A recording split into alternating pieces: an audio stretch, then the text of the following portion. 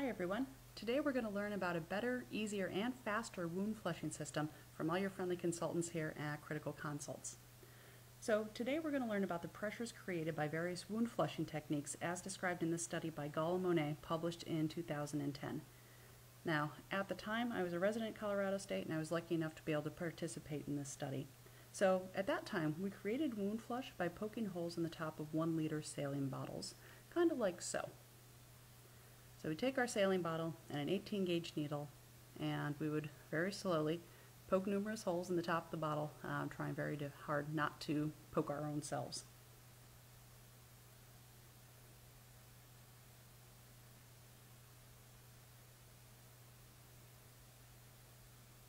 And so once we got our holes put into our bottle, then we flip it upside down and we would flush out the wound like so. Well, here's the problem with this. So if we take a look at the graph from the study, columns A, B, C, and D, these are the pressures created by full and half full 1/2 and 1 liter bottles of saline using this technique, and far short of the 8 psi needed for effective flushing regardless of the size of needle that was used. And believe me, we kind of made this a competition. We were all squeezing as hard as we possibly could, really trying hard to beat the faculty and beat the other residents. And we're still only getting to approximately 4 psi for any of those techniques. So what about a 35 or 60 ml syringe with an 18 gauge needle? That's what I was taught in school. So there's two problems here. It's really slow, and it kills your hand refilling the syringes even if you're using a 3-way stopcock attached to a bag. Takes for forever. Now here's the other important part. If we look at column E here, this is the average pressure created using this technique regardless of needle size. It's about 20 psi, which is certainly enough to create significant tissue trauma. So we need to find an easier and better wound flushing technique.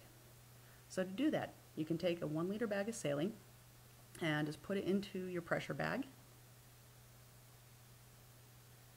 And then we're going to pump up our pressure bag to 300 millimeters of mercury. It needs to be up at 300. And the important thing is that you need to maintain this pressure, so you do need somebody to, on occasion, come over and pump up your bag. Now this is going to take a while, so let's speed things up here.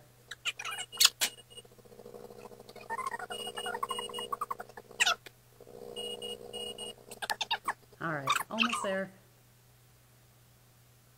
Reaching up to a pressure of 300 in our pressure bag.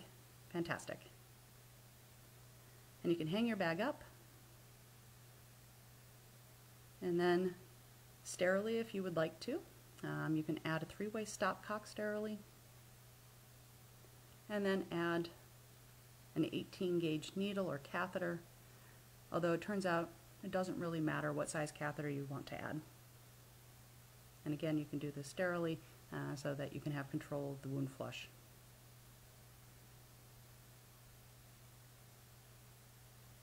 Alright, now that we're loaded and ready to go, we're going to open up our lines.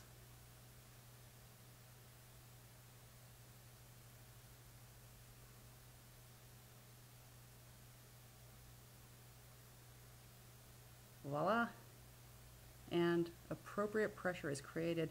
This will provide you with an average of about 8 psi, which is exactly what we want for a wound flush system. You can turn it off, not that direction, Butler, turn it back the other way. You can turn it off to the patient, you can be in control of it. All you just need is someone to keep the bag inflated. And if we look at column F, regardless of the size catheter or needle that is used, you're reaching about 8 psi. So it's absolutely perfect.